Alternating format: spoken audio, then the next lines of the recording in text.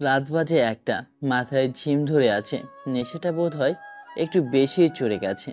দক্ষগুলোকে ডুবিয়ে দেওয়ার জন্যই এটাই ভালো উপায়। রুমে ঢুকে দরজাটা বন্ধ করে দিতেই দেখলাম খাটের উপর বসে যে একটা মেয়ে বসে আছে। আমার বউ। আমার বউ কে হবে? আমার বউ তো হতে পারে শুধু সাদিয়া। হঠাৎ দরজা বন্ধ করার শব্দে আমার ঘোর কাটল। রমেনকে দেখে স্বাভাবিক মনে হলো না, যদিও ঘরের ঝাপসা আলোতে কিছুই বুঝতে পারছি না। ও কি অসুস্থ? ও এমনিও অনেক দেরি করে, তারপর এসেছে। এত সময় আমার 2-3 ঘন্টা ঘুম হতো, এখন 1টা বাজে। 10টার সময় আমাকে রনির মা মানে আমার শাশুড়ি আমাকে সাজিয়ে বসিয়ে দিয়ে গেছে। রবিনের কাজিন ভাইদের সব বউ আমাকে বলে গেছে যে ঘুমিয়ে পড়ো না, রবিনের জন্য অপেক্ষা করবা। আমি শুধু মাথা নাড়ছিলাম। বাড়ির বড়রা অর্থাৎ রবিনের কাকিমা, খালামণি আর কে কে যেন বলল, আজ স্বামী যা চায় তাই দিবা। আমি খাট থেকে নেমে ওনার কাছে গেলাম। রবিন দরজায় হেলান দিয়ে দাঁড়িয়েছিল। আপনি কি ঠিক আছেন নাকি অসুস্থ? কাউকে ডেকে আনবো? এই কথা বলে কোনো উত্তরের অপেক্ষা না করেই রিমি দরজা খুলতে গেল। তখন আমি হঠাৎ ওর হাতটা ধরলাম। ও ভয় পেয়ে গেল। যেও না, আমার সাথে থাকো। আমি রিমির হাত ধরে দরজার সাথে হেলান দিয়ে দাঁড়িয়ে রইলাম। আমি কি করব বুঝতেছি না। এইভাবে কি সারা রাত দাঁড়িয়ে থাকবো? আমি কয়েক মিনিট পর হাতটা ছাড়িয়ে নিয়ে বিছানার দিকে যেতে লাগলাম। তখনই রবিন বলল, সব তোমার নাটক ছিল, সব মিথ্যে ছিল। আপনি কি বলছেন? আমি কিছু বুঝলাম না। আপনি কি মদ খেয়েছেন? এই জন্যই কি 2 ঘন্টা দেরি করে এসেছেন? আমি বিড়বিড় করে সাদিয়ার নাম আহরে যাচ্ছি আর রিমির দিকে এগিয়ে যাচ্ছি। কিছু বোঝে ওঠার আগেই আমি রিমিকে ধাক্কা দিয়ে বিছানায় ফেলে দিলাম। কি করছেন আপনি? আমি রিমির 2 হাত বিছানার সাথে চেপে ধরে বললাম, কেন করলে এমন? বলো। আজ বলতেই হবে, না হলে না হলে আমি তোমায় দেখে নেব। ছাড়ুন, আমার লাগছে, ব্যথা পাচ্ছি। প্লিজ ছাড়ুন আমাকে। কি করেছি আমি? আপনি খুব খারাপ, ছাড়ুন আমাকে, লাগছে আমার। সাথে সাথে আমি ওকে ধাক্কা দিয়ে সরিয়ে দেওয়ার চেষ্টা করলাম, কিন্তু পারলাম না। আমি নেশায় বোধ হয়ে আছি। সাদিয়ার উপর খুব ক্ষোভ। আমি রিমিকে সাদিয়া ভাবতেছি। আমার আঙুল দিয়ে ওর ঠোঁটের লিপস্টিক মুছে দিতে রিমি আমাকে ও ধাক্কা দিল। ধাক্কা খেয়ে তাল সামলাতে না পেরে আমি ছিটকে পড়লাম। মাথায় আরো রাগ চেপে গেল। রিমির গালে সজোরে একটা চড় বসালাম। বিয়ের ঝামেলায় সকাল থেকে না খাওয়া রিমি জ্ঞান হারিয়ে ফেলল। কি ভাবছেন সাদিয়া কে? গল্পের সাথেই থাকুন, সবটা জানতে পারবেন। রিমি জ্ঞান হারিয়ে ফেলার কিছুক্ষণ পর বুঝতে পারলাম এটা সাদিয়া না। উঠে দাঁড়ালাম। সাদিয়া আমার এক্স গার্লফ্রেন্ড। নেশা করার কারণে সব উল্টাপাল্টা লাগছে আমার। সোফায় বসে মাথা নিচু করে রইলাম কিছুক্ষণ। এটা আমি কি করতে যাচ্ছিলাম? যাই হোক, এখান থেকে বের হতে হবে আমার। সকালে তো হবেই না, গেলে এখনই যেতে হবে। যেই ভাবা সেই কাজ। বাথরুম থেকে ফ্রেশ হয়ে বেরিয়ে পড়লাম। সুমনাকে ফোন দিলাম। প্রায় রাত 1টা বাজে তখন। শোভনা আমার ক্লাসমেট ছিল, এখন অফিসের কলিগ। আমরা বেশ ভালো বন্ধু। শোভনা ওর গাড়ি নিয়ে আমার বাসার সামনে থামিয়ে নামতে নামতে বলল, এত রাতে ফোন দিলি, কি হয়েছে? ঢাকা যাবো এখনই। তো যা তুই। তুই ড্রাইভ করবে? হোয়াট? পারবো না। বিয়ে করেছিস এক মেয়েকে নিয়ে, পালিয়ে যাবি অন্য মেয়ের সাথে? মজা করিস না। সিরিয়াসলি? তুই এখন গেলে বাসায় ঝামেলা হবে। আমি ড্রিঙ্কস না করে থাকলে আমি চালাতাম, এখন কথা বাড়ালে আমার একাই যাওয়া লাগবে। নিজের আমি গাড়িতে উঠে ড্রাইভিং সিটের পাশের সিটে বসলাম। সুমনা তাই ড্রাইভিং সিটে এসে বসতে বসতে বলল, সত্যি যাবি? হ্যাঁ। আর তোর বউয়ের কি হবে? সেটা আমার জানার বিষয় না। তোর বিয়েতে আমার আসাই উচিত হয়নি। তুই তো এমনিও ছিলি না। ছুটি তো নিয়ে এসেছিলাম শান্তির ভেকেশন কাটাবো বলে। ওসব বিয়ে টিয়েতে যেতে আমার ভালো লাগে না। দূর, আর হলো না। আমি বাইরের দিকে তাকিয়ে আছি, মনটা খুব খারাপ। সাদিয়াকে ভুলে যা। একটা নিঃশ্বাস ছেড়ে, ভুলে গেলি? তাহলে কই পালাচ্ছিস? টাইম লাগবে, বাট সব নর্মাল হয়ে যাবে। জলদি হোক, দোয়া করি। আমি কিছু বললাম না, চুপ করে জানালা দিয়ে বাইরের দিকে তাকিয়ে আছি। সুমনা হঠাৎ খেয়াল করলো আমার হাতে লিপস্টিক লেগে আছে। তোর হাতের লিপস্টিক লেগে না? আমি নিজের হাতের দিকে খেয়াল করলাম। খেয়াল করে সুমনার দিকে তাকালাম। সুমনা সন্দেহ চোখে তাকিয়ে আছে। সুমনা অনেক স্মার্ট, চটজলদি সব বোঝা যায়। তাই কথা ঘুরিয়ে বললাম, গাড়ি স্টার্ট দে। ও বুঝেছি। সুমনা হাসতে লাগলো। তুই যা ভাবছিস এমন কিছু না। তাহলে কি হলো বল। তোর মনে হয় এমন হবে? নিজের চোখে দেখতেছি। এমন কিছুই হয়নি। হয়েছে। হয়নি বললাম না? ওরে, তুই কি লজ্জা পাচ্ছিস? তোকে ডাকাই ভুল হয়েছে। এখন আমার দোষ? বাহ বাহ, মেয়েটাকে এখন একা ফেলে যাচ্ছিস। কত সুন্দর, বাহ বাহ। ভুল হতে যাচ্ছিল কিন্তু হয়নি। ড্রিঙ্কস করাই উচিত হয়নি। যাই হোক, খুশি তুই শুনে? চল এখন গাড়ি স্টার্ট দে। সুমনা হা করে তাকিয়ে আছে, যেন কি না কি করেছি আমি। ওর মুখভাব দেখে বিরক্তির সাথে বললাম, কিছু হয়নি বললাম না? হলে ভালো হতো। একটা ছোট্ট শাওন হতো, বা একটা ছোট্ট মেয়েটার নাম কি? তোর বউ নাম? জানি না। হোয়াট? নাম জানি না, কিন্তু এতটুকুই জানি যে ও নিজেই বাচ্চাদের মতো করে। নিজেই বাচ্চা একটা, আর ওর কোনো বাচ্চা হবে না। তোদের ষড়যন্ত্রের জন্য এই অবস্থা আমার। আমি কি জানতাম নাকি যে আন্টি বোকা বাচ্চা বাচ্চা মেয়েকে? আমি তো জানতাম মেয়েটা তোর বড় বয়সী। হ্যাঁ, বয়সেই বড়, স্বভাব সেই ছোটবেলায় আটকে আছে। হয়েছে, থাক, চল এখন। রাগ করিস না। রাগ করেও বা কি হবে? যখন চোখ খুললাম তখন সকাল হয়েছে, প্রায় 7:30। মাথা ঝিম মেরে আছে। আশেপাশে তাকিয়ে বোঝার চেষ্টা করলাম আমি কোথায় আছি। হঠাৎ গতকাল রাতের কথা মনে এলো। মনে পড়াতেই নিজের দিকে তাকালাম। গায়ে একটা চাদর দেওয়া। আমি তাড়াতাড়ি উঠে বসলাম। রবিন রুমের কোথাও নেই। কোথায় ও? জলদি ফ্রেশ হয়ে নিচে নেমে আসলাম। কাকিমণি, খালামণি আর আমার শাশুড়ি নাস্তা তৈরি করছেন। এত জলদি ঘুম ভেঙে গেল? রিমি, এখানে তোর কোনো কাজ নেই, তুই উপরে রবিনের কাছে যা। কিন্তু শাশুড়িমার মুখেই শুধু হাসি নেই, উনি অনেক চিন্তিত মনে হচ্ছে। 8টার পরেই সবাই নিচে আসতে লাগলো নাস্তা করতে। রবিন কোথায়? এখনো তো এলো না। এত দেরি তো করেই না। প্রতিদিন আর আজ কি এক? সবাই হেসে উঠল। আমি মনে মনে ভাবলাম যে রবিন তো রুমে নেই, নিচেও কোথাও নেই। গেল কোথায় ও? ও তো নেই উপরে। নেই মানে? কোথায় ও? আমি জানি না। আমি দোতলায় পড়ে গেলাম। এই কি অবস্থা? সবাই আমাকে কেন জেরা করছে? কাল রাতেও আমার সাথে যা করেছে, এরপর আমার ওর বিষয়ে জানার ইচ্ছা নাই। জানি না মানে কি? রাতে ছিল না তোর সাথে? আমি বললাম ছিল তো, কিন্তু কিন্তু কি? আমার শাশুড়ি ব্যস্ত হয়ে পড়লেন। ছেলের কোনো খবর কেউ জানে না বাসার, এই জন্য। আমি এখন কি বলবো, কিভাবে বলবো? আমি জ্ঞান হারানোর পর কি হলো কিছুই তো জানি না। আর কাল রাতের কাহিনীও খুব একটা সুন্দর না যে বলবো। আরে বৌদি, শান্ত হও। গেছে হয়তো কোথাও কাজে। ছেলে কি পিচ্ছি যে কেউ ধরে নিবে? সবাই খেতে বসে পড়ল, শুধু শাশুড়ি মাই বাকি রইলেন। ছেলে না আসলে নাকি খাবেন না। আমি কাল থেকে না খেয়ে আছি, এখন ওনার জন্য আরও না খেয়ে থাকতে পারবো না। আমি খেতে বসে পড়লাম। আমার শাশুড়ি সেটা ভালো লাগলো না, তার চাহনি দেখেই সেটা বুঝলাম। তাতে আমার আপাতত কিচ্ছু যায় আসে না। আমি আগে খেয়ে নেই। সবার খাওয়া চলছে, এমন সময় বাসার টেলিফোন বেজে উঠল। শাশুড়ি মা জলদি ফোনের কাছে গেলেন ধরার জন্য। হ্যালো? হ্যাঁ, হ্যালো মা, আমি। রবিন, কই তুই? দেখো, পাগল হয়ে গেছিলে ছেলে চিন্তায়। ওপাশ থেকে বললাম, আমি ঢাকা চলে এসেছি, আমার কাজ ছিল তাই। কি? কোথায় তুই?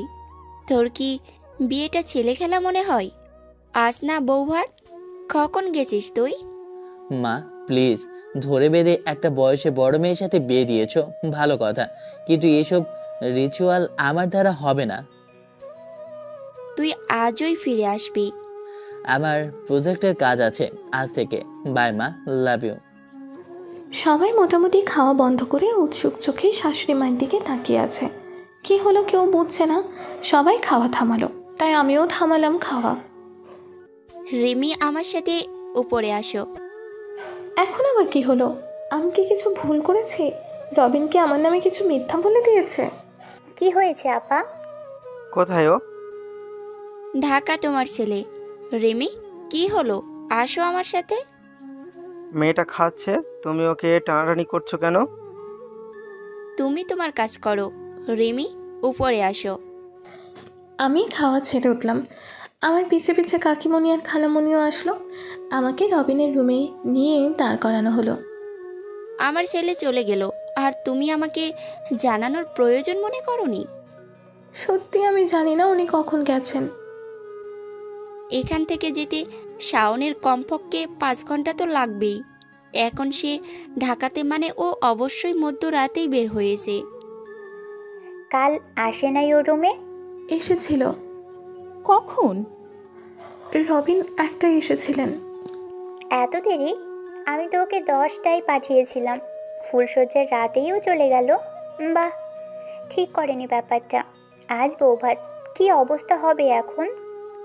হবে না বৌভাত, কোনো অনুষ্ঠানের দরকার নেই। 12টায় এসে কি করেছে?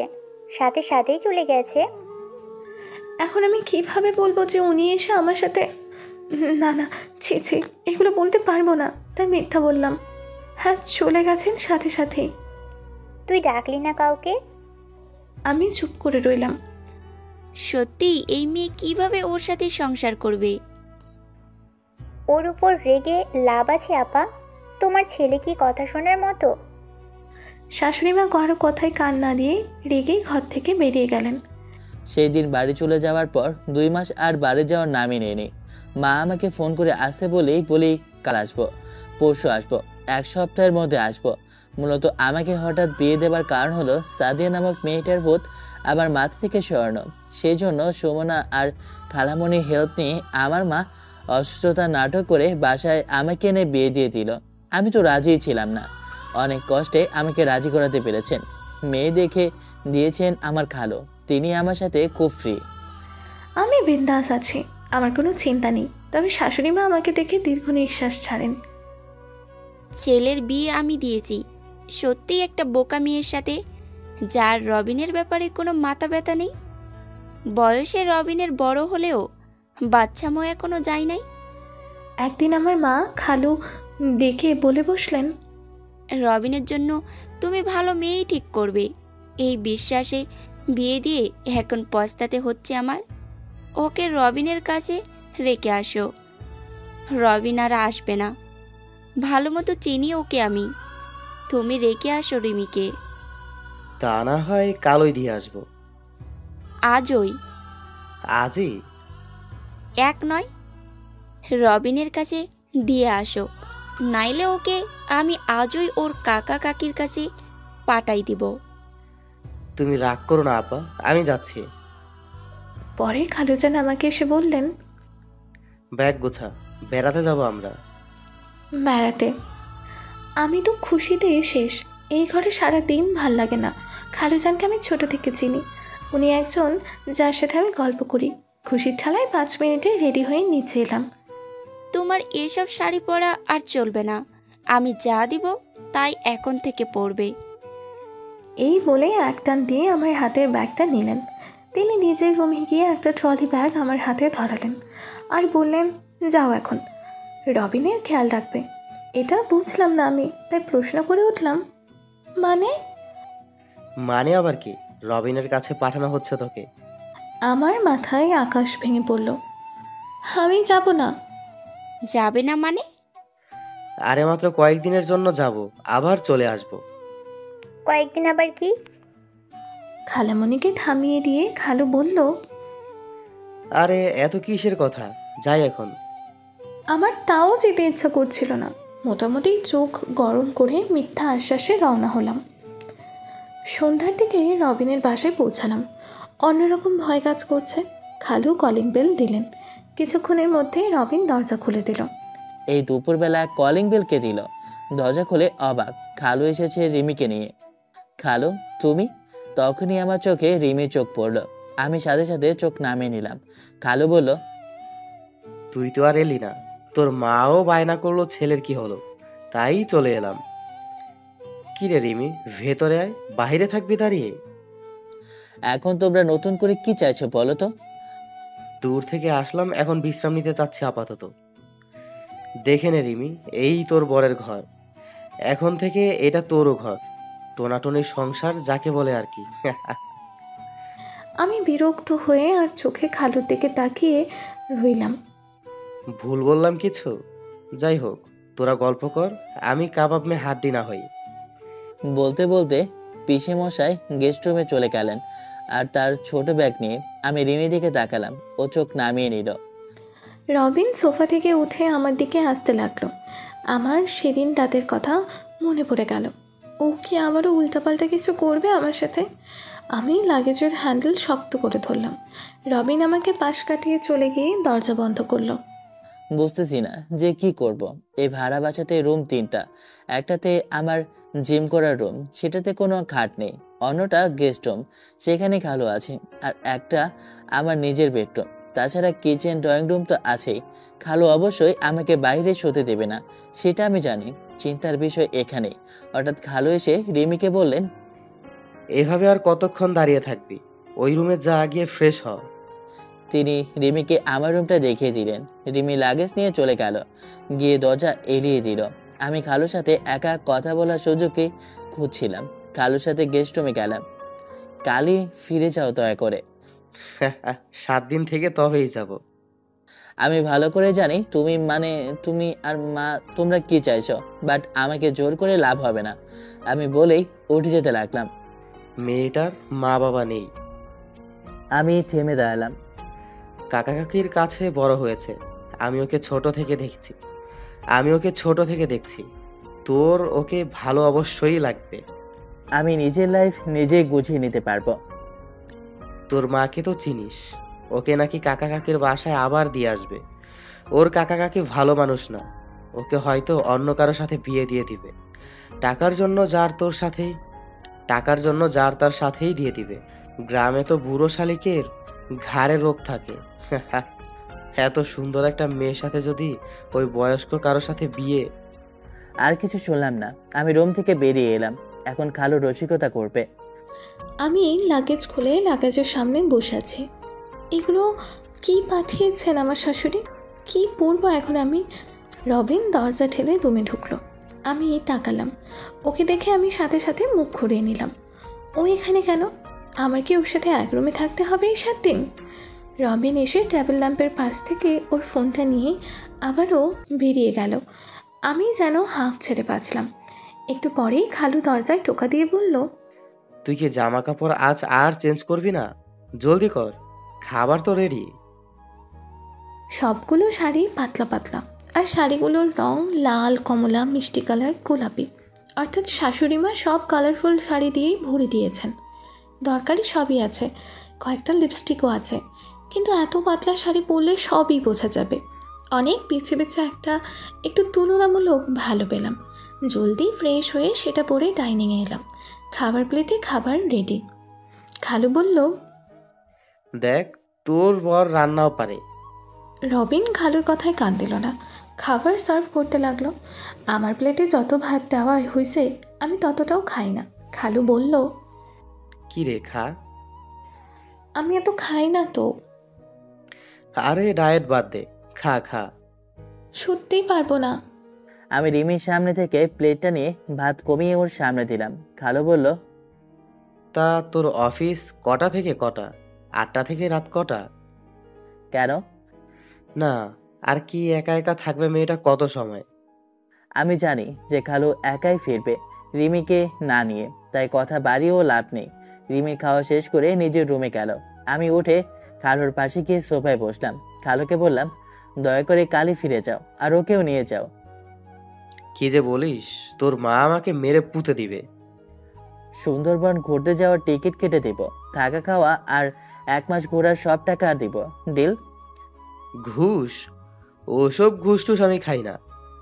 সাথে সাজেকে যাওয়ার টিকিটও বোনাস তোমার জন্য। সত্যি? হ্যাঁ, ডিল। আমি হাতে কিছু পাওয়ার আগে বিশ্বাস করতেছি না কিছু। কালই পেয়ে যাবে। মেয়েটা তোর সিনিয়র দেখে এমন করতেছিস। সিনিয়র মেয়েরা বরের খুব খেয়াল রাখে, জানিস তো। তুমি থামো খালু, বলেই চলে এলাম। জানি আমি আগের মতো আর হাসি খুশি নাই দেখে খালুর খারাপ লাগতে লাগলো। আগে কত এমন ডিল করেছি। আমি জানি খালু ঘুরতে অনেক পছন্দ করে। আমি টাকা দিয়ে খালুকে ঘুরতে যেতে সাহায্য করতাম। খালামণি রাগ করতো যে এত কিসের ঘোরাঘুরি। সবকিছু এখন বদলে গেছে সাদিয়ার জন্য। খালু ডাইনিং টেবিলে বসে পেপার পড়ছিল। রিমিকে দেখে চশমার ফাঁক দিয়ে তাকিয়ে বললেন, কি রে, কাচুমাচু হয়ে আছিস যে? কই না তো। খালু খবরের কাগজের দিকে মন দিয়ে বলল, যাক ভালো, খাওয়া দাওয়া হলো ভালো? হ্যাঁ খালুজান। খালুজান, হ্যাঁ বল। বাড়ি যাব। কোন বাড়ি? এখানে ভালো লাগে না। শাওন কিছু বলেছে? থাম, দিচ্ছি ওকে। না না, উনি কিছুই করেননি, আমি এমনিই যেতে চাচ্ছি। কি বলিস? তোর পিচ্ছি পরের কি হবে তাহলে? তারপর সেবা যত্ন কে করবে? সে আমায় বড় মানে নাকি? সে নিজের খেয়াল রাখতে পারে। আচ্ছা, কাল পরশু যাব। আমি এক গাল হাসি দিলাম, খুশির ঠেলায় বললাম, চা দিব? দে দে। আমি রান্নাঘরে ঢুকে চটজলদি 2 কাপ চা নিলাম। খালুজানকে চা দিয়ে আমি পাশের চেয়ারে বসে নিজের চা খেতে যাব। তখন খালু বললেন, রবিনের চা করলি না? আমি মুখ ভেঙচিতে বললাম, আমি কেন করব? আমি যার হাতে চা খাই না। বলতে বলতে রুম থেকে বেরিয়ে এলাম। খালুকে একটা মোটা খাম ধরিয়ে দিয়ে বললাম, এটাতে সব আছে, টিকিট, টাকা সব। আমি আর চোখে তাকালাম, কিন্তু কিছুই বুঝলাম না কি আছে খামে। যাই থাকুক, আমার কি। আমি উঠে চায়ের কাপ রাখতে গেলাম কিচেনে। কিচেন থেকে ডাইনিং দেখা যায়। রবিন আরও কিছু মেবি বলল খালুকে, তারপর চলে গেল। রবিন যেতেই খালুকে প্রশ্ন করলাম, ওইখানে কি আছে? এখনো তো জানি না কিসের কি যেন কাজের। যাই হোক, তুই রেডি হয়ে থাকিস, আজই ফিরে যাব। যাওয়ার আগে ঘুরতে যাব, বুঝলি? তুই দুপুরের পর রেডি হোস, আমি একটা কাজ করে ফিরে এসে নিয়ে যাব তোকে। আমি খুশিতে শেষমেশ যাচ্ছি তাইলে। দুপুরের খাবার সব ফ্রিজে, বুঝলি? গরম করে রাখিস তো। হ্যাঁ হ্যাঁ, সব করে নিব। আমার খুশির শেষ নেই আজ। আমি লাগেজ গোছাতে গেলাম। এদিকে খালুজান সেম খাম নিয়ে নিজের রুমে গিয়ে ব্যাগ হাতে বেরিয়ে এসে গেস্ট রুমটা তালা মেরে দিলেন। তালা মনে হয় নিজেই নিয়ে এসেছিলেন। তারপর সোফাতে বসে বললেন, শোন, বাইরে থেকে আসছি আমি, বুঝলি? আমি ব্যাগ গোছাতে গোছাতে রবিনের রুম থেকেই বললাম, আচ্ছা আচ্ছা। আমি খুশিতে গুনগুন গান করতে করতে ব্যাগ গোছাতে লাগলাম। ভিজে শাড়ি জ্বলতে ব্যালকনিতে দিলাম, যাতে দুপুরের আগেই শুকিয়ে যায়। ঘরের বাইরে এসে দুপুরের খাবারগুলো ফ্রিজ থেকে বের করলাম, গরম করে টেবিলে রেডি করলাম। সেই দিন দুপুরে টেলিফোনে কল আসলো। আমি ফোন তুলে হ্যালো বলতেই ওপাশ থেকে খালু বলল, বুঝলি, খেয়ে নে। আমি বাহিরে খেয়ে নিলাম ফ্রেন্ডের সাথে, আসবো একটু দেরি করে। একা একা খেতে ভালো লাগছে না, তাই খেলাম না। অপেক্ষা করতে করতে দুপুর বেরিয়েই বিকাল। খালুজানের খবর নেই। আমি রেডি হয়ে বসে আছি। আস্তে আস্তে সন্ধ্যা হয়ে গেল। যত না খুশি লাগছিল, তখন তার চেয়ে বেশি খারাপ লাগছে এখন। খালুকে ফোন দিলাম, ধরল না। তাই ফোন দিতেই থাকলাম, ধরল না। মনে হয় ব্যস্ত। আমি মন মরা হয়ে বিছানায় গিয়ে বসলাম। এক পর্যায়ে ঘুমিয়ে গেলাম। আমি রাত 8টায় বাসায় এলাম। দরজায় লক সিস্টেম 3 রকম, তালাও দেওয়া যায়, আবার লক দরজায় চাবি দিয়েও খোলা যায়, আবার পাসওয়ার্ড সিস্টেম। 3বার কলিং বেল দিলাম বিরক্তির সাথে, কারণ আজই ওদের চলে যাবার কথা ছিল। এই জন্যই খামে টাকাগুলো খালুকে দিয়েছিলাম। রিমি ঘুমে অচেতন। আমি আবার কলিং বেল চাপ দিলাম 3বার। আমি চোখ ডলতে ডলতে উঠলাম। হঠাৎ খেয়াল হলো খালু এসেছে নাকি। এত বড় ঘুম দিলাম যে 8টার বেশি বাজে ঘড়িতে। চট করে উঠে হাসি মুখে দরজা খুলতেই রবিনকে দেখে হাসি গায়েব হয়ে গেল। কানে শোনো না? আর দরজা কেন আটকিয়েছ? ডোর লক ইউজ করলেই তো হয়। আমি রিমিকে পাশ কাটিয়ে ঢুকে পড়লাম। আমি নিজের রুমে গেলাম, আর খালু আসেনি, তাই রিমি হতাশ মুখে সোফাতে এসে বসলো। আমি ফ্রেশ হয়ে বের হতেই ফোন বেজে উঠলো। রিসিভ করে হ্যালো বললাম। ফোন খালুই করেছেন। হ্যালো, শোন শাওন, আমি এক ফ্রেন্ডের বাসায় আছি, বুঝলি? আজ আর ফিরবো না, কাল আসবো। তোমাদের না আজ বাসায় ফিরে যাওয়ার কথা ছিল? খালু ইচ্ছে করে হ্যালো হ্যালো বলে নেটওয়ার্ক সমস্যা বুঝে ফোনটা কেটে দিল। আমি অনেক বিরক্ত নিয়ে দীর্ঘ নিঃশ্বাস ছাড়লাম। আমি খাওয়া শেষ করে রুমে আসলাম। রিমি টের পেয়েও মাথা তুলো না। আমি এসে নিজের ফাইলগুলো নিয়ে রুমে বসে অফিসের কাজ করতে আরম্ভ করলাম। আমার এখন মরাবাড়ি মনে হচ্ছে এই বাসাটা। এর চেয়ে শ্বশুরবাড়ি ভালো ছিল মনে হয়।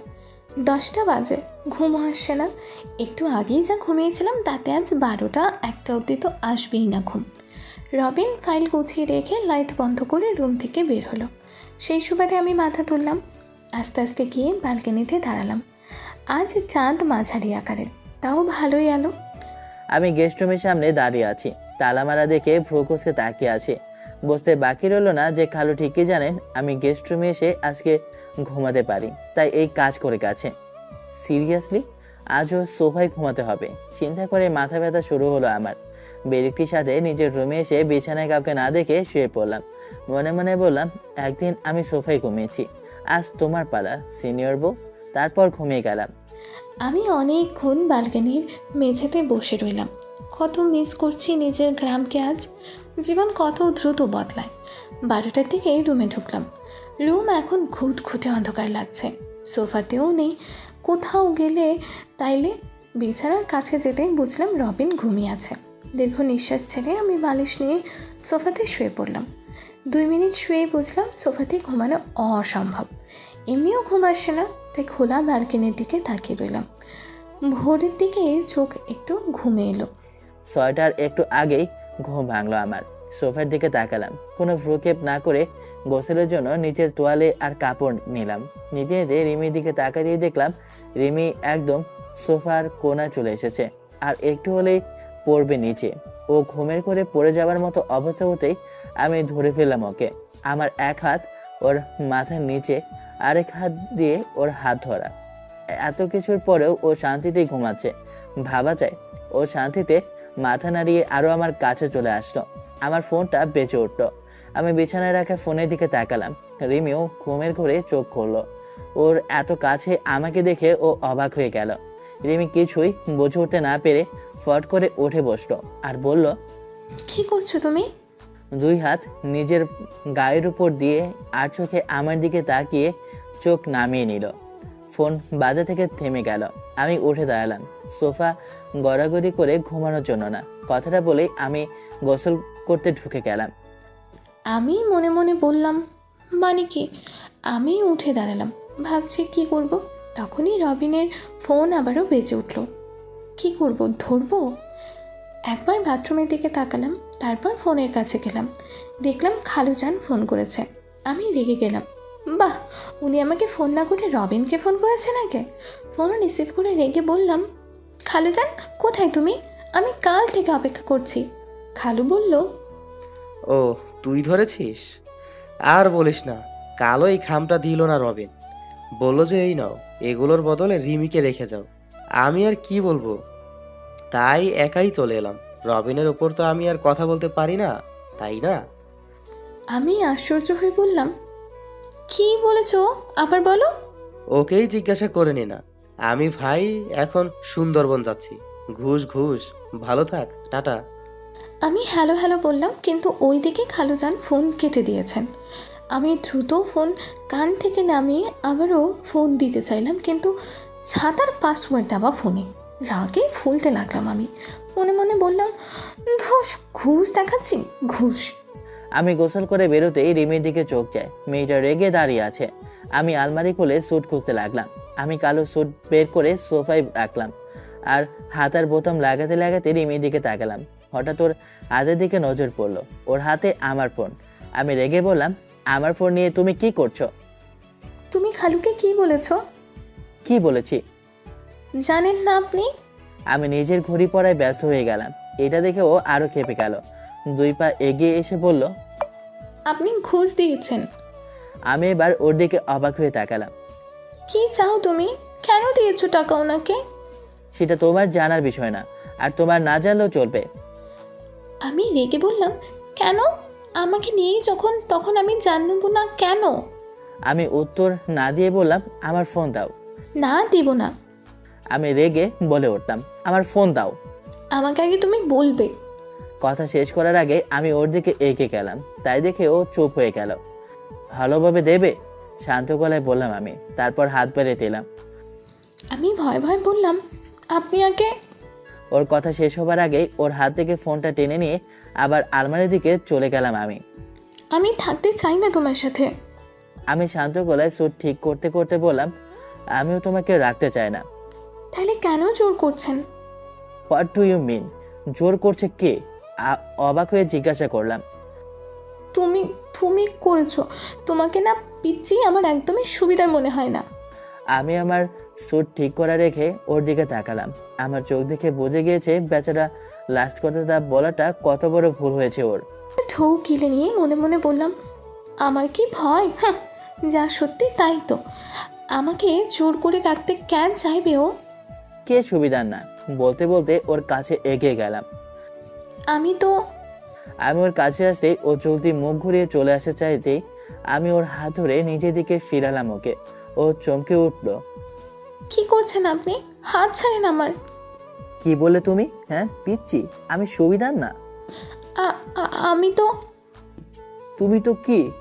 আমি শাওনকে ধাক্কা দিয়ে 2 পা পেছাতেই বিছানায় পড়ে গেলাম। এখন কি করব আমি? নিজের বলা কথায় নিজেই পস্তাচ্ছি। আমি ওর কাছে ঝুঁকে রাগে চোখে তাকিয়ে পড়লাম। সুবিধা না হলে কি হতে পারে সেটা আজ আমি তোমাকে দেখাবো। আমি কাছে যেতে রিমি ভয়ে কাঁদতে লাগলো। রিমি পিছনে যাবে এর আগে ওর হাত ধরে ওকে বিছানায় থেকে টেনে ছুঁড়ে মারলাম। রিমি আমাকে বলতে লাগলো, এই কি করছো তুমি? কোথায় নিয়ে যাচ্ছ?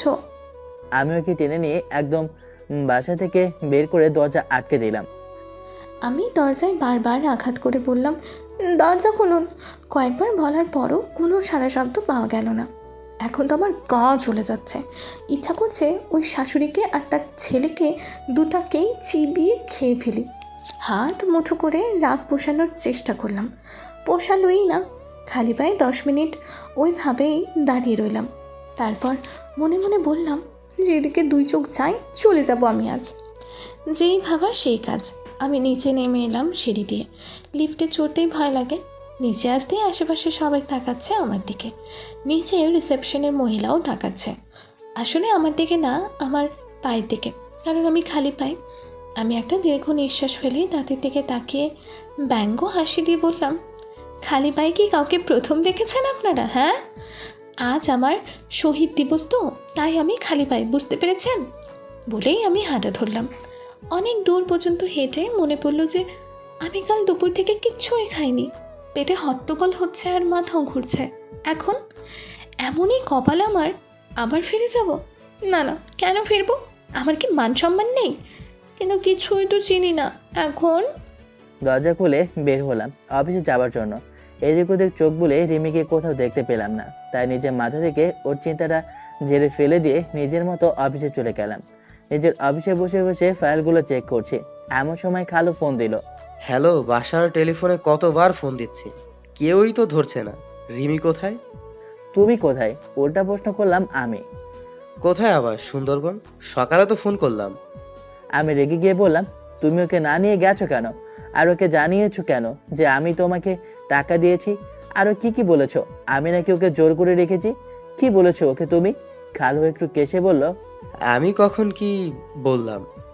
ওকে ফাইন, তোমাদের কাজ তোমরা করো, আমার কাজ আমি করব। আমি ওকে আমার সাথে আর রাখছি না। রবিন শোন। কলটা কেটে দিলাম আমি। টেবিলে ফোনটা ফেলে টেবিলের ওপর 2 হাত মুট করে তার ওপর মাথা দিয়ে রইলাম। তখনই দরজায় টোকা পড়লো। আমি মাথা তুললাম। শোভনা দরজা ঠেলে ঢুকলো। কি রে, কি করছিস? নাথিং। কিছু হয়েছে? না, তোর মা ফোন করেছিল। ফোন ধরছিস না কেন ওনার? একটা নিঃশ্বাস ফেলে আমি বললাম, বস। বলছিলাম যে কি? সুইটি কাল থেকে জয়েন দেবে আবার। আমি শান্তভাবে তাকিয়ে বললাম, তো? না, বলছি আর কি। যাই হোক, তোর বউ নাকি এসেছে? আমি ল্যাপটপ খুলে কাজে ব্যস্ত হয়ে পড়লাম। শোভনা একটু মুখ বাঁকিয়ে বলল, থাক, আর ঢং করতে হবে না। আমি আজ যাচ্ছি তোর বউয়ের সাথে দেখা করতে। হঠাৎ করে আমার মনে এলো রিমিকে বাইরে বের করে দেওয়ার কথা। তারপরে মনে মনে বললাম, থাকো কিছু সময় বাইরে, শাস্তি না হলে হবে না। কি কিছু বল। আজ না, আমি ভালোভাবেই জানি শোভনা এই ঘটনা জালে অনেক জ্ঞান দেবে। মাকেও বলে দেয় কিনা ঠিক নেই, কারণ এরা সব এক গোয়ালের ছাগল। আজ না কেন? সন্দেহ চোখে তাকালো শোভনা।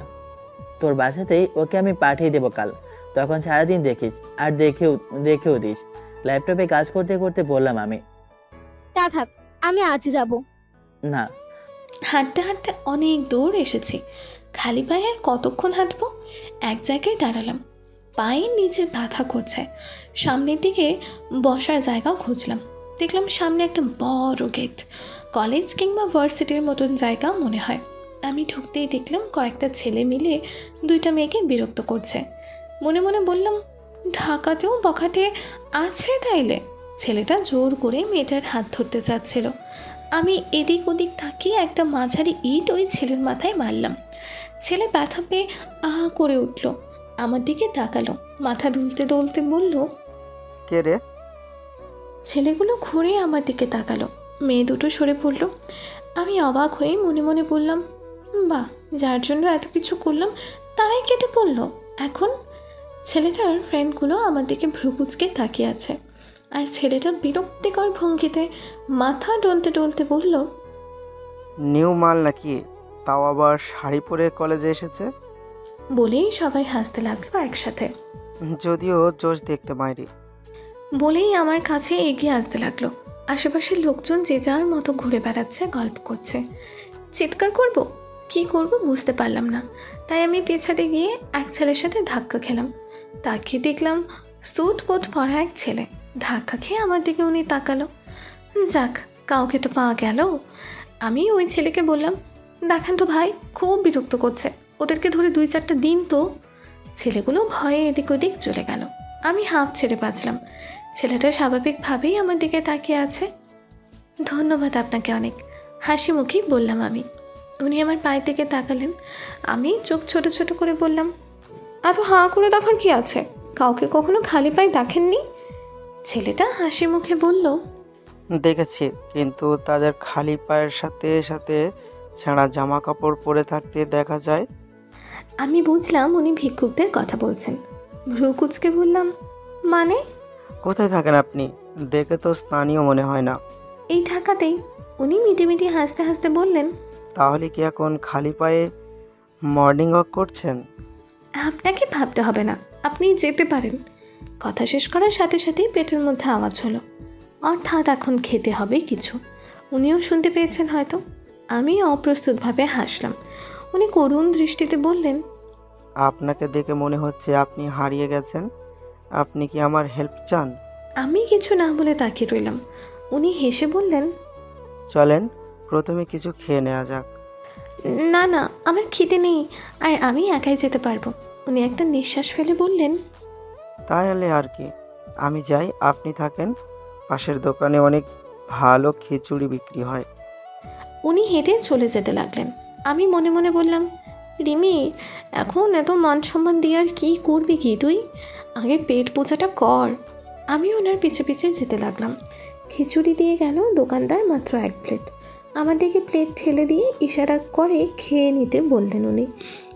আমি একবার আর চোখে নিচের দিকে তাকিয়ে তারপর খাবার প্লেটে মনোযোগ দিয়ে খেতে লাগলাম। আপনি খান, আমি আসছি বলেই ছেলেটা বাহিরে চলে গেল। আমার খাওয়া শেষেই ছেলেটা হাজির হলো। আমার সামনে একজোড়া জুতো রেখে বলল, নিন, এটা পরুন। আমি ইতস্তত বোধ করে বললাম, আমার লাগবে না। উনি বললেন, বাসার সামনে গিয়ে দিয়ে দিবেন, এখন তো পরেন। আমি পরলাম শাড়ির সাথে জুতো, পারফেক্ট ফকিন্নি লাগছে এখন। তাও কি আর করার, পায়ের নিচে মনে হয় ছিলে গেছে। আমি দুপুরের পরই আজ বাসায় ফিরলাম। মনে করেছিলাম দরজার কাছে রিমিকে দাঁড়ানো পাবো, কিন্তু না, রিমি সেখানে নেই। তাড়াতাড়ি করে আবার নিচে নেমে এলাম। দারোয়ানকে জিজ্ঞাসা করলাম, একটা মেয়েকে দেখেছেন, কমলা শাড়ি পরা? দারোয়ান মাথা নেড়ে বলল, হ্যাঁ স্যার, সকালে খালি পায়ে এক মেয়ে কোথায়? বের হতে তো দেখেছি স্যার, তারপর তো আর দেখিনি। কোন দিকে গেছে? এইদিকে স্যার। আমি গাড়ি স্টার্ট দিলাম। আমার গাড়িতে উঠুন, আমি আপনাকে বাসায় ছেড়ে দিচ্ছি। এত জলদি বাসা গিয়ে বসেই থাকতে হবে? তাও যাওয়াই ভালো। ইনি অনেক হেল্প করেছেন আজ আমাকে, এনাকে আর না জ্বালানোই ভালো হবে। খুঁজে খুঁজে বাসা আসতে বেশ সময় লাগলো, প্রায় 2 ঘন্টা। রাস্তা নিজেই গুলিয়ে খেয়েছি, তাই উল্টাপাল্টা রাস্তা বলে বেশি টাইম চলে গেল। যাই হোক, শেষমেশ চিনলাম ইচ্ছে করেই বাসা ছাড়িয়ে একটু দূরে যাওয়ার পর ওনাকে থামতে বললাম। অনেক ধন্যবাদ আপনাকে। উনি বের হয়ে এসে গাড়ির দরজা খুলে দিলেন। আমরা পরস্পরের মুখোমুখি দাঁড়ালাম। ভালো থাকবেন। আপনিও আর সবাইকে বিশ্বাস করবেন না। এই শহরে আপনার অনেক কিছু জানার ও শেখার বাকি। আমি এদিক সেদিক গাড়ি নিয়ে খুঁজে ফিরে এসে গেটের কাছে গাড়ি থামিয়েছি। তখনই রিমিকে দেখতে পেলাম। স্বস্তির নিঃশ্বাস ফেলে নামার জন্য গাড়ির দরজা হাত দিতে দেখতে পেলাম ও একটা ছেলের সাথে হাসি মুখে দাঁড়িয়ে কথা বলছে। ছেলেটা বলল, আচ্ছা তাইলে গুড বাই। রিমিও হাসি মুখে বলল, হ্যাঁ, গুড বাই বলেই ছেলেটা গাড়িতে ঢুকে গাড়ি স্টার্ট দিল। আমার চোখে এমন স্পষ্ট রাগ ফুটে উঠেছে। রেগে বললাম, ওহ, কি করছো এখানে তুমি? তা জেনে তুমি কি করবে, দেখতে পাচ্ছ না? রেগে কিছু একটা বলতে গিয়েও বললাম না। অটো হেঁটে নিজের গাড়ির কাছে যেতে লাগলাম। আমি বললাম, আরে চলে যাচ্ছে মানে? আমাকে কি সারা রাত বাহিরে রেখে দেবে নাকি? শাওন ঘুরেও তাকালো না। উনি গিয়ে গাড়িতে বসে গাড়ি নিয়ে গেট দিয়ে ঢুকলো। আমি একটা নিঃশ্বাস ফেলে বললাম, কেন যে বিয়েটা দিল আমার এর মতন ছেলের সাথে? বুঝলাম যে নিজেকেই ফিরে যেতে হবে।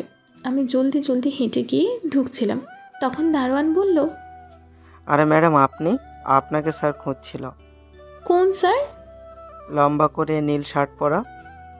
একটু মাথা খাটিয়ে বুঝলাম উনি রবিনের কথা বলছেন। মুখ ভেঙচি দিয়ে বললাম, খুঁজছিল না ছাই। আমি গাড়ি পার করে বিল্ডিংয়ে ঢুকছিলাম। রিমি জলদি ছুট লাগিয়ে আমার পিছিয়ে এলো। আমি রিসেপশনের সামনে দাঁড়িয়ে পড়লাম। ও বুঝেনি যে আমি ওইভাবে দাঁড়িয়ে পড়বো, তাই ও আমার পিঠের সাথে ধাক্কা খেলো। মাথা ঘষতে ঘষতে একটু পিছিয়ে বলল, দাঁড়িয়ে পড়লে কেন? আমি কপাল কুঁচকে ওর পায়ের দিকে দেখলাম। রিমি বলল, যাবেন নাকি দাঁড়িয়েই থাকবেন? আমি গিয়ে লিফটে উঠলাম। রিমি ওর পিছন পিছন উঠলো। 6 নং ফ্লোরে এসে লিফট থামলো। আমি নামলাম, পিছিয়ে পিছিয়ে রিমিও নামলো। আমি দরজায় ঢুকলাম, তারপর রিমিও আস্তে আস্তে আসলো। আমি রুমে চলে আসলাম। আমি জুতো খুলে এসে সোফায় বসলাম পায়ের অবস্থা দেখার জন্য। ভালোই খারাপ অবস্থা। একটা দীর্ঘ নিঃশ্বাস ছাড়লাম। গোসলও তো করা হয়নি। রুমে এসে উকি দিয়ে কাউকে দেখলাম না। ও, তাইলে হয়তো গোসলে গেছেন। বুঝি না দিনে 2 বার করে কিসের এত গোসল। সোফায় বসে অপেক্ষা করতে লাগলাম, বের হলে আমি যাব তাই। কিছুক্ষণ পর টেলিফোন বেজে উঠল। আমি উঠিয়ে কানে দিলাম। খালুজানের ফোন। কি রে, ফোন দিলে ধরিস না কেন? সেই সকাল থেকে দিচ্ছি। খালুর ওপর প্রচুর রাগ হচ্ছে। বলে উঠলাম, এখানে আমাকে একা রেখে কেন গেলা? কেন, কি হয়েছে? আমি রাগের কারণে আর নিজের মুখ সামলাতে পারলাম না। অভিমান করে বললাম, কি হয়নি? আমাকে বাসা থেকে আজ বেরই করে দিয়েছেন। কে, রবিন? আমি মনে মনে বললাম, অনেক খাটিয়েছো আজ সারাদিন আমাকে, এবার তোমার পালা। তো আর কে? আমি কিছুই বলিনি করিনি, তাও শুধু শুধু আমাকে সারাদিন বাহিরে রেখে দিয়েছে। আমি কান্না কান্না ভাব করে বললাম। পিসা চুপ করে আছে। আমি আরও বললাম, আর আমাকে সকাল থেকে খেতেও দেয়নি। শুধু সকাল কেন, আজ ওনাকে খেতেই দিবে না। কে জানি আরও কত কি করবে আমার সাথে। আমাকে না খেতে দিয়ে মারবে মনে হয়। এখন যদি ও জানতে পারে আমি তোমাকে সব বলেছি, তাহলে তো আমাকে মেরেই ফেলবে। এমনিই কত অত্যাচার করে। আমি কাঁদো কাঁদো গলায় কথাগুলো বললাম। এমন ছেলে তো রবিন না। তুই সত্যিই কিছু বলিসনি। তুমি আমাকে সন্দেহ করো? ও এমনই রাক্ষস টাইপ, কখন যে আমাকে খেয়ে ফেলে। আচ্ছা, আমি দেখছি। ওকে বলবো না, কিছু ভয় নেই। জলদি দেখো। অভিনয় শেষ করে হাসি হাসি মুখ নিয়ে ফোন রাখতে যাব, তখন মনে হলো কেউ আমার দিকে তাকিয়ে আছে। আস্তে করে ফোনটা রাখলাম। পাশে তাকাতেও ভয় হচ্ছে। সে কেউ আর অন্য কেউ না, রবিনই তাকিয়ে আছে। গোসল সেরেই ওখানে দাঁড়িয়ে শুনছিল হয়তো। চুল ভেজা ভেজা। আমি ঠোঁট কামড়ে ধরে আর চোখে তাকালাম। তারপর ঘাড় ঘুরিয়ে একবার ওনার চোখের দিকে তাকিয়ে হাসি দিলাম। নিজের মনকে বোঝাতে লাগলাম, উনি কিছু শুনে নেয়, হা হা হা, তাই না? তাই হবে। আমি আস্তে আস্তে উঠে দাঁড়ালাম। রিমি চোখে মুখে ভয় ফুটে উঠেছে। আমি আমি তাহলে গোসলে চাই। আমি ওর চোখে চোখ রেখে ওর দিকে এগিয়ে যেতে যেতে বললাম, তুমি কিছুই বলনি, কিছুই করনি। আমি তোমাকে খেতে দেই না, রাইট? আমি তোমার সাথে কত কি করি, অনেক অত্যাচার করি। আমি এমনই ছেলে, আর কি যেন রাক্ষস টাইপ। সব শুনে নিয়েছে, এটা কোনো কথা? এখন একটু গোসল করতেও পারতাম না। কথাগুলো বলতে বলতেও আমার কাছে এসে পড়লো, তাই আমি একটু করে পিছিয়ে যেতে লাগলাম। শরীর অবশ হয়ে যাচ্ছে। নিজের পৌষ মাস চেয়েছিলাম, কিন্তু এখন তো ওর চোখে আমি আমার সর্বনাশ দেখছি। পেছাতে পেছাতে দেয়ালে পিঠ থেকে গেছে ওর। আমি ওর অনেক কাছাকাছি চলে এসেছি। ও পাশ কাটিয়ে চলে যেতে চাইলে সাথে সাথে আমি বাঁ হাত দেয়ালে রেখে ওকে আটকে দিলাম। আমি গম্ভীর মুখে তাকিয়ে আছি ওর মুখের দিকে। রিমি ভয়ে কাছুমাছু হয়ে চোখ বন্ধ করে মাথা নিচু করে বলল, কি চান আপনি? যেতে দিন আমাকে। এখন কিসের ভয়? এত সময় তো খুব খুব মুখ চলছিল। রিমি মাথা নিচু করে আস্তে আস্তে চোখ খুলল, কাঁপা কাঁপা গলায় বলল, দেখুন, আমি আসলে আমি তো এখনো তোমার সাথে কিছুই করিনি, কিন্তু এখন করব বলেই আরো কাছে চলে গেলাম। ছিটে ফোটাও যে দূরত্ব ছিল সেটাও নেই। রিমি পালে দেয়ালেই ঢুকে যায় এমন অবস্থা। আমাকে দু হাত দিয়ে ধাক্কা দিয়ে সরিয়ে দেওয়ার চেষ্টা করতেই আমিও দুই হাত দেয়ালের সাথে চেপে ধরলাম। কি করছেন আপনি? দেখুন, আমি কিন্তু। তুমি কিন্তু কি? তখনই কেউ দরজা খুলে ভিতরে ঢুকলো। আমি আর রিমি দুজনেই ঘাড় ঘুরিয়ে তাকালাম। রিমির চোখ বড়সড় হয়ে গেল দরজার কাছে দাঁড়ানো মেয়েটিকে দেখে। সুমনা আমাদের এই অবস্থায় দেখে অপ্রস্তুত হাসি দিয়ে বলল, ওহো, বড্ড ভুল সময় ভুল জায়গায় এন্ট্রি নিয়ে নিয়েছি। সমস্যা নেই, তোরা তোদের কাজ চালিয়ে যা। বলে সুমনা দরজাটা লাগিয়ে দিল। ভুল বোঝারই কথা সুমনার। এমন এক পরিবেশ তৈরি হয়েছিল। রবিনের কোনো রিয়াকশন নেই। অন্য কেউ হলে হাত ছেড়ে সরে দাঁড়াতো, কিন্তু আমার দিকে রাগে কটমট করে তাকিয়ে আমার হাত ছেড়ে দিল আর বলল, আমি তোমাকে পরে দেখে নিচ্ছি। আমি একটা ঢোক গেলাম। আমার হাত দুইটার দিকে তাকালাম, একদম লাল হয়ে গেছে। সত্যি রক্ষস একটা। মুখটা ভেটকি মাছের মতো করে রাখলাম। আসলে দরজাটা আমিই ভুল করে হালকা খোলা রেখেছিলাম। আমি ঢোকার সময় ভালো মতো খেয়াল করে আটকাইনি। নিজের রুমে থেকে একটা টি শার্ট পরে বের হলাম। রিমির দিকে রেগে তাকিয়ে দরজা খুলতে গেলাম। সাথে সাথে রিমি রুমে চলে গেল। দরজা খুলতে সুমনা বলল, কাজ কমপ্লিট বলেই হাসতে লাগলো। তুই এখানে কেন এখন? সুমনা আমাকে জ্বালানোর জন্য বলল। কেন ডিস্টার্ব করলাম? বলে মুচকি মুচকি হাসতে লাগলো। ওই রকম কিছুই না। কবে যে শুনবো এরকম কিছুই। বলেই হাসতে লাগলো সুমনা। আমি দরজা থেকে সরে এসে সোফায় বসলাম। সুমনাও ঢুকলো। সোফায় বসে বসে মুচকি এসে বলল, তোর সিনিয়র বউ কই? আহারে, বেচারি মনে হয় লজ্জা পেয়েছে। তুই থাক, আমি দেখা করে আসি ওর সাথে। এমনিতেও আমি তোর চেহারা দেখতে আসিনি। আর তুই আমাকে না নিয়ে আগে আগে অফিস থেকে এসে পড়লি কেন? আমি কোনো উত্তর দিলাম না। আমি রুমে বসে টেনশনে পায়চারি করছিলাম। উনি নাকি আমাকে পরে দেখে নেবে। আর পারি না, ডেলি ডেলি এমন হার্ট অ্যাটাকের চেয়ে একবারে ওপরে চলে যাওয়া ভালো না। সুমনা রুমের সামনে এসে হাসি মিশ্রিত কণ্ঠে বলল, হাই ভাবি, আমি সুমনা, রবিনের ফ্রেন্ড। আমি রিমি। সুমনা রুমে ঢুকতে ঢুকতে বলল, আমি জানি তুমি রবিনের বউ। লাস্ট কথা শুনে মুখের হাসি উড়ে গেল। মনে মনে বললাম, বউ না ছাই। রবিন এসে রুমে ঢুকতে ঢুকতে বলল, ডিনার করে যাবে। আমি খাবার অর্ডার করেছি, এখনই চলে আসবে। সুমনা বলল, ওকে। তারপর সুমনা আমার দিকে তাকালো, বলল, তারপর বলো, কেমন যাচ্ছে দিনকাল? আমি মিথ্যা হাসি দিয়ে সুন্দর মতো মিথ্যা বললাম, অনেক ভালো। সুমনা হুট করে এসে আমার মুখ ধরে ভালো মতো দেখে বলল, খারাপ না, সাদিয়ার সাথে অনেক ভালো। আমি অবাক হয়ে তাকিয়ে রইলাম। সাদিয়াটা কি? শাশুড়ি আম্মাও বলেছিল। তিনজন একসাথে ডিনারে বসলাম। কেউই কোনো কথা বলছি না, বলবোই বা কি। সুমনা কয়েকটা কাজের কথা বলল আমার সাথে। রিমি আগে খাওয়া শেষ করে কিচেনে চলে গেল প্লেট রাখতে। তখন সুমনা মুচকি এসে আমাকে বলল, যাই বলিস, তোর সিনিয়র বউটা কিন্তু অনেক সুন্দর রে। আমি যেন কানেই শুনিনি, এমন ভান করলাম। খাওয়া শেষে সুমনা চলে গেল। আমি সুমনাকে নিচ পর্যন্ত এগিয়ে দিতে গেলাম। হঠাৎ বাঁ পাশে একটা রুমে চোখ পড়ল। এটা কিসের রুম? দেখার জন্য রুমের দরজাটা ঠেলেই ঢুকলাম। হাঁ হয়ে গেলাম। রুমে অনেকগুলো পেন্টিং টাঙানো, সেগুলো অনেক সুন্দর। ঘুরে ঘুরে দেখতে লাগলাম। আসলে সবগুলো পেন্টিংই অনেক সুন্দর। একটু কোনায় টাকা দিয়ে দেখলাম একটা ছবি ফেলে রাখা। আমি এগিয়ে গেলাম ছবিটার দিকে। কাছে গিয়ে হাঁটু ভাঁজ করে বসলাম আর ছবিটা দেখতে লাগলাম। একটা মেয়ের ছবি আঁকা। মেয়েটা অনেক সুন্দরী, মেয়েটার মুখে সুন্দর হাসি। কে এই মেয়েটা? সাদিয়া নাকি? রবিন ছবি আঁকতেও জানে? যাই হোক, আমি উঠে দাঁড়িয়ে বের হতে যাব, এমন সময় ডাস্টবিনে চোখ পড়ল। একটা ছবি ছিঁড়ে কেউ ফেলে রেখেছে। আমি ছেঁড়া টুকরোগুলো জোড়া লাগিয়ে দেখলাম, তারপর রুমে গিয়ে ঘুমিয়ে পড়লাম।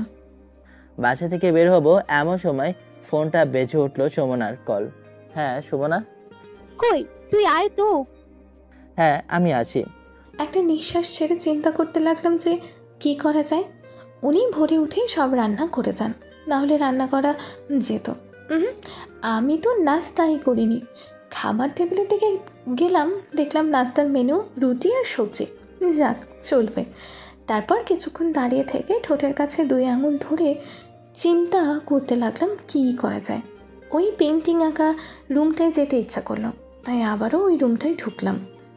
অফিসের দরজায় টোকা পড়লো, দেখলাম সুমনা এসেছে। তুই এই প্রজেক্ট কমপ্লিট করতে পারবি? না হলে আমাকে দিয়ে দে। তোর কেন মনে হলো আমি পারবো না? পারবি না এমন না, জাস্ট বিজনেসের জায়গায়, আর পার্সোনাল প্রবলেম আলাদা বিষয়। যাক ভালো তাহলে। যাই হোক, চল মিটিং আছে, আজ মেবি জলদি বাসায় যাওয়া যাবে। হ্যাঁ চল। ছাদে দাঁড়িয়ে আকাশের দিকে তাকিয়ে আছে। সবে সন্ধ্যা হয়ে এসেছে, চাঁদ মামা মেঘের পেছনে লুকিয়েছে। রুমে থাকতে আর ভালোই লাগছিল না, দম বন্ধ হয়ে যাবে এরকম অবস্থা হচ্ছিল। তাই দরজাটা আমি একটু খোলা রেখে ছাদে চলে এসেছি। আমি আশেপাশে দেখতে লাগলাম। সোজা তাকাতেই দেখলাম গেটের একটু পাশে একটা গাড়ি, আর সেই গাড়ির সামনে হালকাভাবে ভর দিয়ে একটা মেয়ে দাঁড়িয়ে আছে। অন্ধকার নেমে আসলে রাস্তার লাইট আর গেটের সামনে লাইটের কারণে নিচের সব কিছুই স্পষ্ট দেখা যাচ্ছে।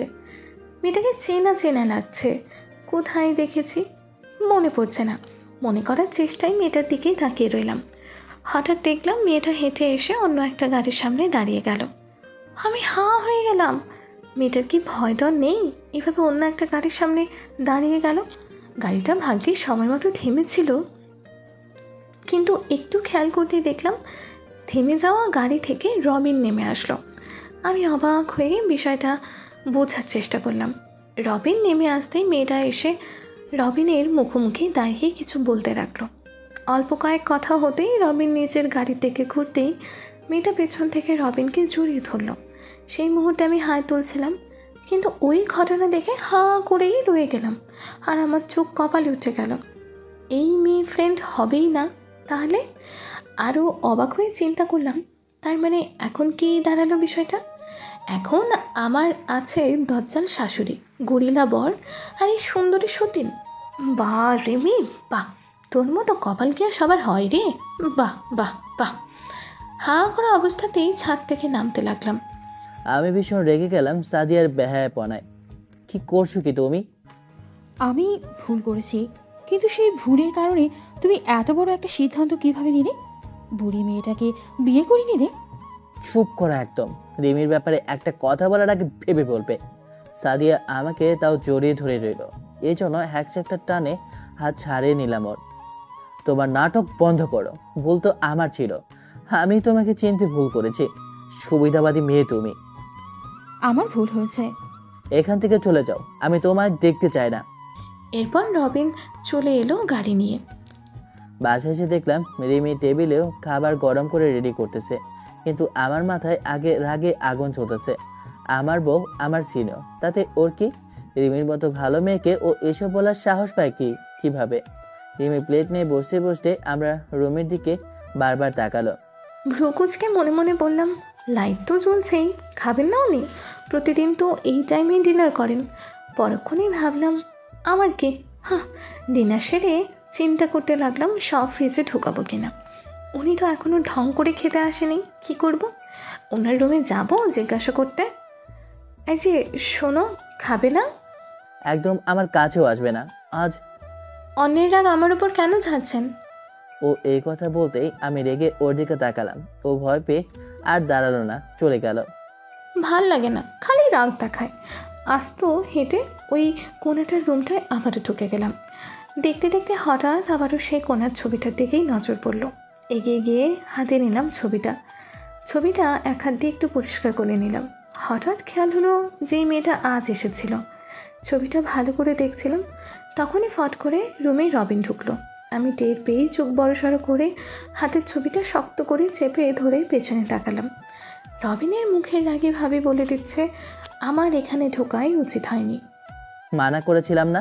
আমি রাগে রিমির হাত দুইটা ধরে বললাম।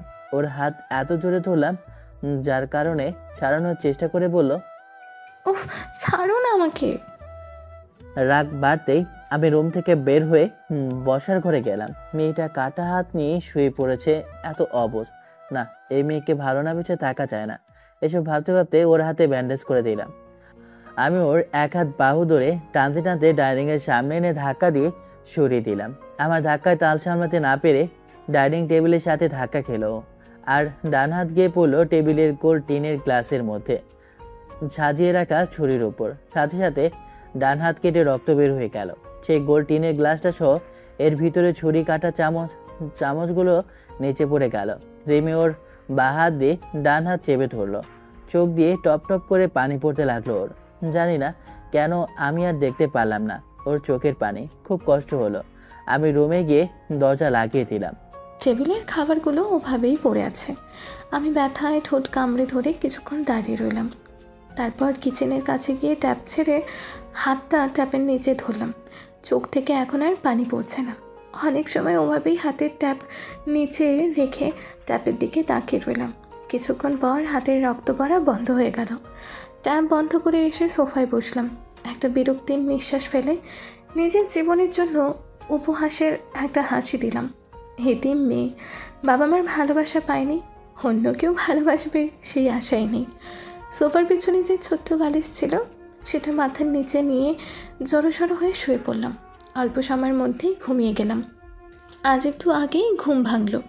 উঠে বসে ডান হাত দিয়ে চোখ ডলতে গিয়ে দেখলাম সাদা কিছু একটা দিয়ে কাটা জায়গাটা ব্যান্ডেজ করা। পাশেই টি টেবিলে একটা স্যাভলন ক্রিম রাখা। তারপর ডান হাতটা নিজের চোখের সামনে ধরে হাঁ করে রইলাম। ব্যাপারটা কি? আমি তো রাতে এমন কিছু বেঁধে ঘুমাইনি তাহলে? অবাক চোখে রবিনের রুমের দরজার দিকে তাকালাম আর মুখ দিয়ে বলে উঠলাম, উনি করেছেন? সন্ধ্যায় জলদি বাসায় আসলাম। খেয়ে দিয়ে কাজে বসে পড়লাম। রিমি ঘুম ঘুম ভাব আসে, তাই ছোট বালিশের মতো জিনিসটা মাথার নিচে দিয়ে আমার কাজ দেখতে লাগলো। আর আমি কোনো ক্লান্তি ছাড়াই কাজ করে যাচ্ছি। কখন ঘুমিয়ে পড়েছিলাম টেরও পেলাম না। সকালেই চোখ খুললাম। আমার পায়ের কাছে ভারী ভারী লাগছে কেন? চোখ নামিয়ে তাকাতেই অবাক হলাম। রবিন ঘুমিয়ে আছে, তাও আবার আমার পায়ের ওপর। আর কোনো জায়গা পাননি? এমনি শান্তি নেই, তার ওপর আবার এই নবাব শুয়ে আছেন, পা ঝিঝি করছে। কি করব? ডাকলে কি আবার রেগে যাবে? উঠে বসতেও পারছি না, কি করব বুঝতেই পারছি না, তাই শুয়ে রইলাম। পা হালকা নাড়াচাড়া করার চেষ্টা করতেই রবিন ঘুমের ঘোরেই পাটা আলতো করে টেনে নিল। আমি এই কাণ্ড থেকে অবাক হয়ে হাঁ করে মুখ থেকে একটা হাঁফ ছাড়লাম। 30 মিনিট হলো মহারাজ এখনও ঘুমোচ্ছে আমার পায়ের ওপর। আমি ওর মুখের দিকেই তাকিয়ে আছি, যদি একটু উঠতো, কিন্তু ওঠার নামই নেই। একটু পর ঘুম ভাঙলো। কিছুক্ষণ পরে আমি মাথা নাড়িয়ে চোখ খুললাম।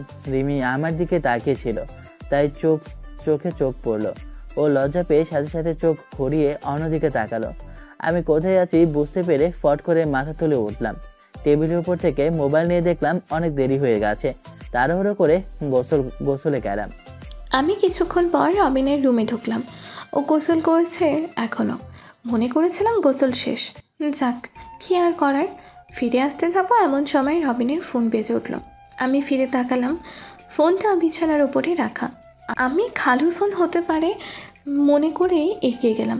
কাছে গিয়ে দেখলাম আমার ধারণা ভুল। সাদিয়া নামের কেউ ফোন করেছে। দেখতে দেখতে ফোনটা বাজা বন্ধ হলো। আমি বের হবার জন্য ঘুরলাম, সাথে সাথে রিং বেজে উঠল। তবে এটা মেসেজের রিংটোন। ঘুরে তাকালাম, দেখলাম ওই মেয়েই দিয়েছে। শুধু এইটুকুই লেখা দেখলাম, ফোন কেন ধরো না? প্লিজ দয়া করে আজ রাতে দেখা করো। আমি এর পরেও হয়তো কিছু ছিল, কিন্তু পুরোটা ফোনের ডিসপ্লেতে এলো না। ফোনও তো লক করা, না হলে বাকি অংশ পড়ে নিতাম। শাকচুন্নি মেয়ে রাতে কিসের জন্য দেখা করতে চাচ্ছে আমার বরের সাথে? সাথে সাথে আর একটা মেসেজ আসলো, এবার লেখা, আই রিয়েলি লাভ ইউ। আমায় বুঝিয়ে বলতে তো দাও। আমি মুখ হা হয়ে গেল মেসেজটা দেখে। আর বুঝতে বাকি রইল না এই মেয়ে সেই সাদিয়া। বাহ, ভাজা জীবনের সাথে সাদিয়া নামক সতীন ফ্রি। এখন প্রশ্ন হচ্ছে এই যে অ্যাফেয়ার চলছে সেটা কি আমি আমার গুণধর শাশুড়িকে জানাবো না? ওনার তো জানা দরকার, তাই না, যে কেমন ছেলে ওনার। কিন্তু তার ফোন নাম্বার কই পাবো? ফোনে তো পাসওয়ার্ড দেওয়া। আমি বাথরুমের দরজা খুলে বের হয়ে রিমিকে দেখেও না দেখার ভান করে কাবার্ড থেকে শার্ট বের করতে ব্যস্ত হয়ে গেলাম। হঠাৎ খেয়াল করলাম রিমি ফোনের কাছে দাঁড়িয়ে আছে। ফোনটা নিয়ে এদিকে আসতে বললাম, শুলো না। কি আর করার, আমি এগোলাম ওর দিকে। আপনার কি লজ্জা শরম কিছুই নাই? মেয়েদের কাছে আসেন খালি। তোমার এত লজ্জা তো আমার জিনিস নাও কেন? আপনি আমাকে নির্লজ্জ বললেন? নির্লজ্জন তো তারাই যারা অ্যাফেয়ার করে বেড়ায়। বলেই রিমি মুখ ভেঙচে দিল। আমি রেগে গিয়ে ওর হাত চেপে ধরে বললাম, কি বললে আবার বলো তো? আর লাগছে আমার, ছাড়ুন। এক হাতের তো 12 বাজিয়ে দিয়েছে, এখন এই হাতের কবজিটাও যদি যায় আমার খাওয়াও বন্ধ হয়ে যাবে। ভালোই ভালোই হাত ছাড়ুন, নইলে কিন্তু কি? আবার হাত টেনে ছাড়াতে গেল ও। আমি আরও শক্ত করে ধরলাম। ও খেপে গিয়ে হাতে জোরে একটা কামড় বসিয়ে দিল। আমি কোনো শব্দ করলাম না। বউটা আমার পাগলাটে খুব। আমি ওর হাত ধরে রাখলাম, ছাড়লাম না। ও কিছু বোঝে ওঠার আগেই আমি হাত দিয়ে রিমির চুলগুলো ঘাট থেকে সরিয়ে দিলাম। কি করছেন আপনি? তুমি কামড় দিলে তো, এবার আমার পালা। বলে আমি রিমির ঘাড়ে কামড় বসালাম। আমি ব্যথা পাচ্ছি। হচ্ছে কি এসব? আর যদি কখনো কামড়িয়েছ তাহলে আমার কামড়টা ঘাড়ে না, ঠোঁটে পড়বে। কেন? আপনার সাথে আছে না, তাকে যে কামড়ান, আমার কাছেও আসবেন না। রিমি কখনো সাদের কথা বলেনি। হঠাৎ করে সাদের কথা কেন বললো বুঝলাম না। এর মধ্যে অফিস থেকে ফোন এলো সুমনার। হ্যালো রবিন, তুই কই রে?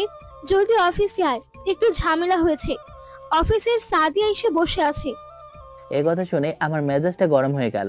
আমি রিমিকে ছেড়ে অফিসের উদ্দেশ্যে জলদি বেরিয়ে পড়লাম। অফিসে পৌঁছে দেখি আমার চেয়ারে সাদিয়া বসে আছে। সাদিয়া, তোমার আসলে বোঝা উচিত, ও এখন অন্য কারো স্বামী। এটা আমার আর রবিনের ইন্টারনাল ব্যাপার, তুমি না গলাতে আসবে না। আর রইল তোমার রিমি, ওই এতিম ফকিন্নিকে রবিন ডিভোর্স দিয়ে দেবে। আমি আর সহ্য করতে পারলাম না। সাদিয়ার গালে জোরে একটা চড় বসালাম।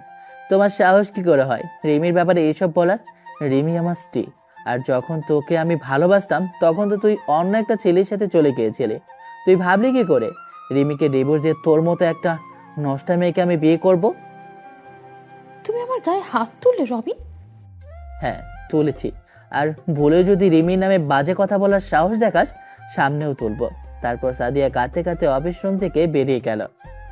অনেক হয়েছে রবিন, এবার তোর বউয়ের সাথে সম্পর্কটা স্বাভাবিক কর। আমি আর কিছু বললাম না। আজকের মিটিং ক্যান্সেল করে বাসায় আসলাম। গোসলে যেতে যেতে রিমিকে বললাম, রেডি হও, আমরা বাড়ি যাব। রিমি কিছুক্ষণ অবাক হয়ে তাকিয়ে থাকার পর খুশিতে চিৎকার করে উঠল। পরদিন সকালে আমরা বাড়ি গেলাম। দরজা খুলে মা আমাদের দেখে অবাক হয়ে গেল। তুই বউকে রেখে যেতে এসেছিস? বউ রেখে কই যাব? বউ ছাড়া আমি থাকবো কিভাবে? এই দেখি ভূতের মুখের রাম নাম। কিরে রবিন, বলেছিলাম না তোরে ওকে পছন্দ হবেই। হ্যাঁ খালো, তোমায় ঘুষ দিয়ে টুরে পাঠিয়েছি। সব ঠিক না হয়ে উপায় আছে? হ্যাঁ রে, এখন তোরাও দুজন মিলে একটা ট্যুর দিয়ে ফেল, যাকে বলে হানিমুন ট্যুর। হ্যাঁ হয়েছে, তোদের আজে বাজে কথা রাখ। কখন থেকে দরজার মুখে দাঁড়িয়ে আছিস? যা রুমে যা, রুমে যেয়ে রেস্ট নে। আমরা আমাদের ঘরে চলে আসতেই মা বললেন, যাক, শেষমেশ ছেলেটার মাথা থেকে ওই সাদিয়া নামের শয়তান মেয়েটার ভূত সরেছে। আরে দেখতে হবে না মেয়ে কে পছন্দ করেছে? ছেলের চেয়ে সিনিয়র দেখেই মেয়ে বড় সংসার সব সামলে রাখতে পারবে ভালোভাবে। মেয়েটার দেখি বুদ্ধি শুদ্ধিও হয়েছে। আমরা আমাদের রুমে চলে গেলাম। রুমে গিয়ে জামা ব্লেজার খুলে খাটের উপর রাখতেই রিমি চেঁচিয়ে উঠল, তুমি না বলেছিলে খালুকে ঘুষ দাওনি? খালু যে সবার সামনে বললো ঘুষ দিয়েছ, তাহলে সেদিন আমার সাথে মিথ্যা বললে কেন? এত কথা বলো না তো, পর্দাটা টেনে দাও, ঘরে আলো ঢোকুক। রিমি আর কথা বাড়লো না, কিন্তু গাল ফুলিয়ে রাখলো। তারপর পর্দাটা সরিয়ে দিয়ে জানালাটা খুলতেই একটা প্রজাপতি রুমে প্রবেশ করলো। প্রজাপতি দেখে রিমি বলল, ঘরে অতিথি আসবে। তুমি কি করে বুঝলে? আরে দেখছো না, প্রজাপতি প্রজাপতি আসলে ঘরে মেহমান আসে। আচ্ছা, তো তুমি এত তাড়াতাড়ি ঘরে অতিথি আনার কথা ভেবে ফেলেছো? ওমা, আমি কেন ভাবতে যাব, এটা তো মুরব্বীরা বলে। আমি গিয়ে পর্দাটা আবার টেনে নিলাম। রিমি তাই দেখে রেগে গিয়ে বলল, আরে আরে, কি করছো? এই মাত্রই না পর্দাটা সরালাম। আমি ওর প্রশ্নের উত্তর না দিয়ে রিমির কাছে চলে এলাম। রিমিকে পাজা কোলে করে তুলে নিয়ে খাটে শুয়ে দিয়ে বললাম, চলো তাহলে আমরা একটা অতিথি এনে ফেলি। এই ছি ছি, না, আমি সে অতিথির কথা বলিনি। যাও যাও, তোমার তো সাদিয়া আছে। তুমি কি আমায় ভালোবেসে ফেলেছো? খুব জেলাস ফিল হচ্ছে। মোটেও না, যাও। আমি রিমিকে ছেড়ে উঠে যেতে নিলে ও আমার গলা চেপে ধরে বলল, আমি আমার বরকে কোথাও যেতে দেবো না। আমি রিমিকে জড়িয়ে ধরে হেসে ফেললাম। ওরে আমার পাকড়ি বউ, আমিও তোমার ছেড়ে কোথাও যাব না। সাদের মতো মেয়ের সাথে তো প্রশ্নই আসে না। তুমি আমার উপর ভরসা রাখতে পারো, আমি সবসময় তোমাকে ভালোবেসে আগলে রাখবো। রিমি কান্না করে দিল আর আমার বুকে মুখ লুকিয়ে কাঁদতে কাঁদতে বলল, বাবা মা মারা যাওয়ার পর কেউ ভালোবাসেনি, তুমিও যখন ভালোবাসতে না তখন খুব কষ্ট হতো। আমি রিমির কপালে চুমা খেয়ে বললাম, কাঁদে না পাগড়ি, আমি আর কষ্ট দেব না। এভাবেই শেষ হলো আরও একটি ভালোবাসার গল্প। তো ভালো থাকবেন, সুস্থ থাকবেন। আল্লাহ হাফেজ, tata, bye bye, have fun, খোদা হাফেজ। আর কিছু বলার নাই, ভালো থাকবেন, সুস্থ থাকবেন।